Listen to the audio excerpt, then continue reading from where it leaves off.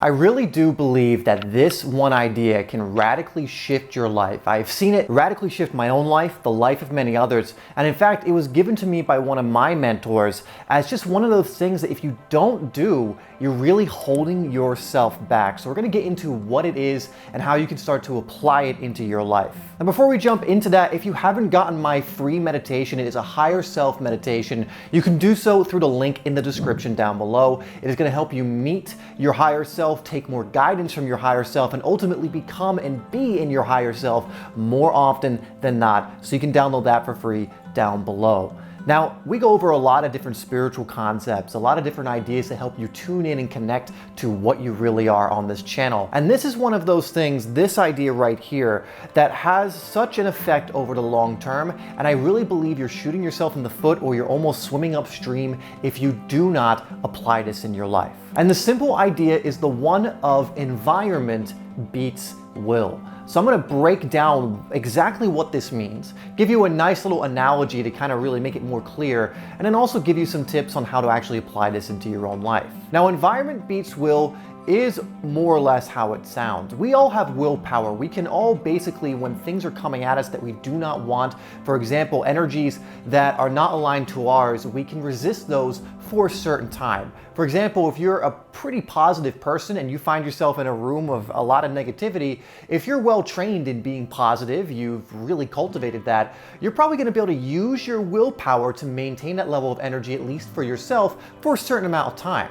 However, if you stay in that environment long enough, the environment is going to beat your willpower will deplete, and you will start to acquiesce more to your environment, and it'll be very hard to not take on board that negative energy, to feel some sort of way about it, or to even start to be influenced by it. So it's all well and good to use your willpower, but it's a depleting resource. It's a finite resource that we have each day. And there are some days, I know you've probably had, where you had your willpower drained, or your energy was pretty low and you just were not able to put up with something that you may have been able to put up with at another point in time. Now, I believe there is a reason to this. I believe the universe gives us feedback in the outside world when it's time to make a shift or make a change. And this is where changing your environment comes in. You see, when you shift your environment, you change your environment, instead of trying to rely on willpower to do something, you just stack the deck in your favor. You allow things to become more easy and effortless. Instead of pushing against something, you're flowing with something. A great analogy of this is called the crabs in the bucket analogy. And you may have heard of this, but I'll give it to you really quickly. What the analogy is if you get a bunch of crabs, so let's say you're crabbing on the beach and you take a bunch of them and you put them in a bucket.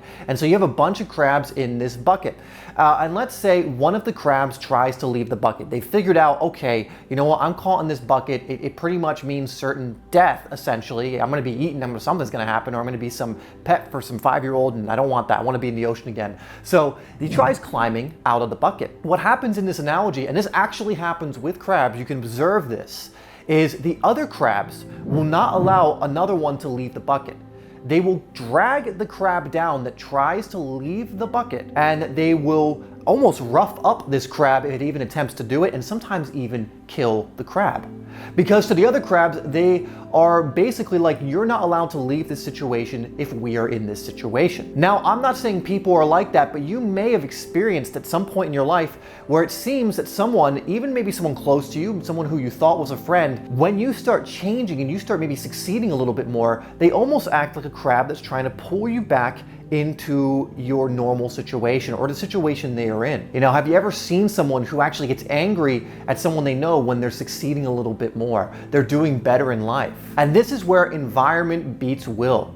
Right? If you're in an environment where you have a bunch of, say, crabs or a bunch of people who are trying to drag you down when you're trying to move on to a new horizon, pastures new, when you're trying to transform and change your life, if you're in an environment that acts like the crabs in those in the bucket and tries to pull you back down, then you are fighting against life, you are fighting upstream, and you are making things very difficult for yourself. Intentionally creating an environment for yourself that serves you on towards your goal, towards what what it is that you wish to do is so paramount in your growth. And again, you can ignore this and just rely on willpower, and then some days you might do well, some days you won't, but you're gonna get very spotty results, and more times than not, the crabs are gonna drag you back in the bucket.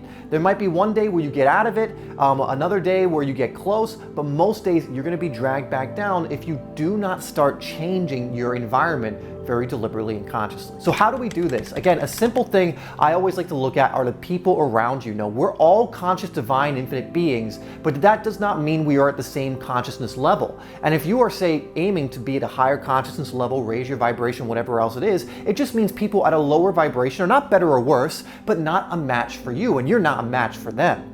And so in my eyes, it is paramount, it's so crucial, a priority to really start to distance yourself from those who are no longer an energetic match for you. Because again, if you don't, they will act as that crab in the bucket, pulling you back into those lower states of vibration. They want you on the same frequency, and you can invite them up, but you can't force them up, nor would you want to. And so feel free to invite people up, but if they're not willing to come up, also have the detachment, the ability to let go so that you can continue on your own journey of raising your consciousness, connecting more to what you are, and really staying in that higher self place. So that is one thing, is to really vet the people that are in your life. I know this can be quite difficult, especially if you've had friends who chronologically you've had for a very long time. But have you ever had a friend who you've kind of had for maybe many, many years, but when you really look at it and you really start doing this work, you realize you never really had that deep a connection.